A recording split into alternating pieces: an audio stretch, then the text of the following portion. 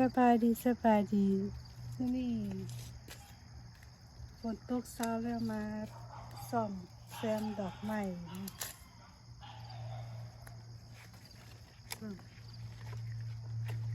ก็สวนดอกไม้ต้นมันตาย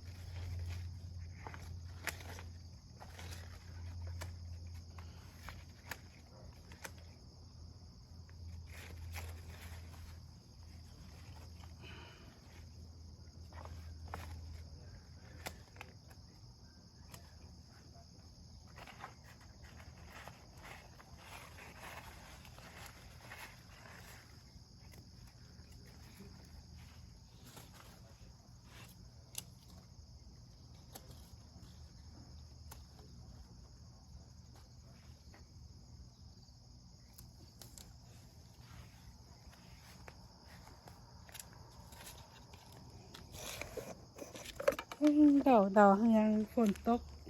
ตกไหลมัน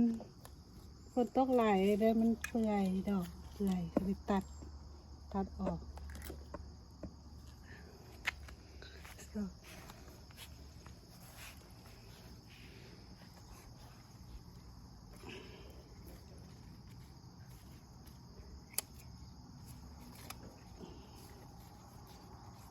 ฝนตกให้ต้นมะเขือได้กินหลายหน่วยแล้วนะต้นเดียวนี่10 กว่าหน่วยเลยเด้อ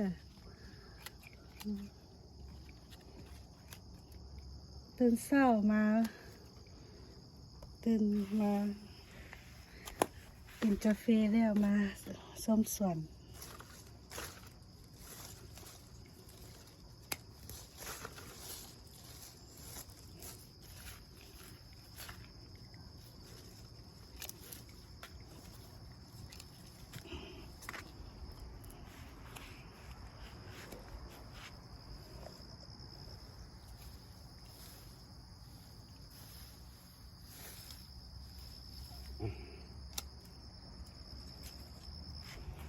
สวนดอกไม้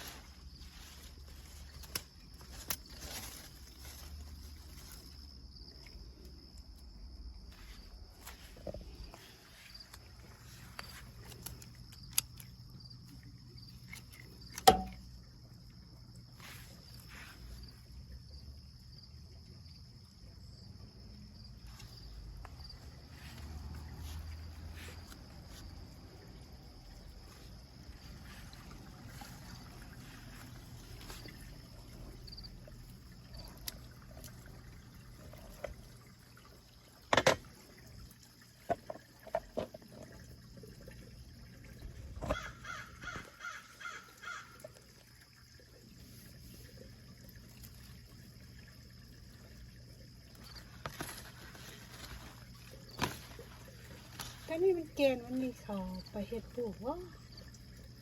สิลองเบิ่งว่ามันสิได้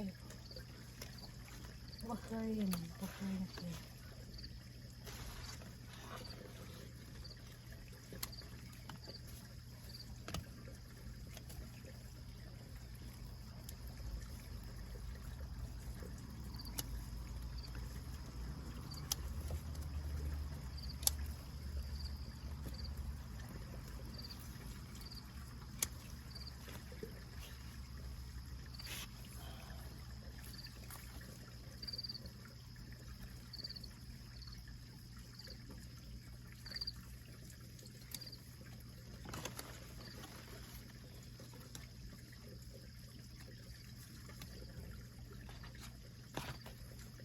นี่ไข่หัววันนี้อันนี้เขาเอาไปปลูกเป็นแกนนะปลูกได้เหรอแกนมันรักตัวมันเนี่ยได้ปีย่ำหนาวมาคุดเอาเราไปไว้ในบ้านพอดยำพอนมาเราออกมาปลูกก็ได้คือเก่ามันสิเป็นต้นน้อยๆเอาออกมาเสียบมันก็แตกพอเราหนาวมาบ่ฮู้ว่าวิธีเขาเอาแกนปลูกว่างอะไรนี่ถ้าปิดลองเบิ่งก็ได้เรื่องนี้เด้ซื้อเสียเดียวซื้อต้นเดียวแตกแล้วก็ได้อันนี้ก็ลองปลูกใส่อันน้ำทรายมันเห็ดอันนี้ให้ลองปลูกใส่นี่เขาเทศได้จะเอาไปปลูกในบ้านปลูกยามหนาวแล้วก็ได้กินผักหอมผักสลัด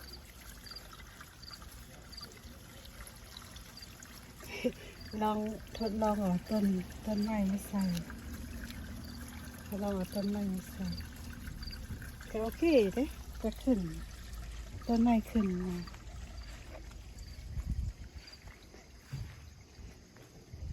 หอมหัวลายนะดูเดี๋ยวนี้กันใช่กำลังงามเพราะว่าเอาแนวมันปีกายนี่เอามาลอง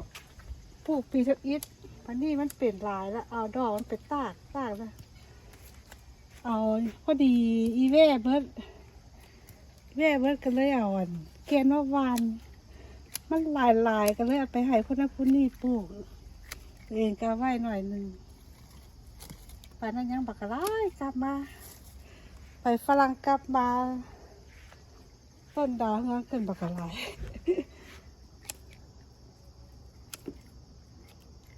จนเป็นดอกเต็มเลย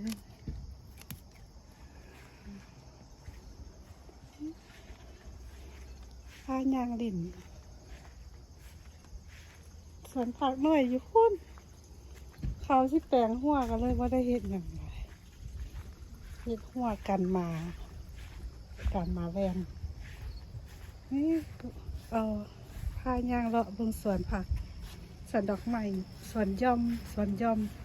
พอได้ยางออกกำลังกายเด้อทำไมพี่น้องพอได้ยางออกกำลังกายสมสวนดินตอนอายุแก่เขาว่าตอนอายุแก่ตื่นเช้ามาพอมีอย่างเห็นนี่เมื่อนี้บางทีสิไปซื้อยังไม่ได้ใส่ปุ๋ยเนี่ยด้วยยังไม่ใส่ปุ๋ยต้องใส่ธรรมดาเขาใส่ปุ๋ยแล้ว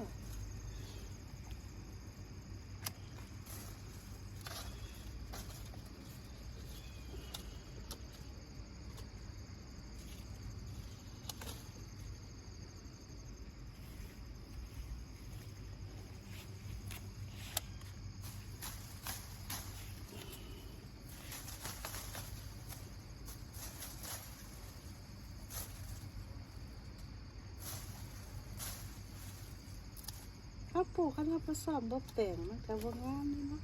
ปลาปล่อยธรรมชาติมันก็เป็นมันยุ่งมันยากโอเคมื้อนี้อารมณ์ดิ่นตื่นเช้ากินข้าวเช้าแล้วกันเดี๋ยวสิทายบ๊ายบาย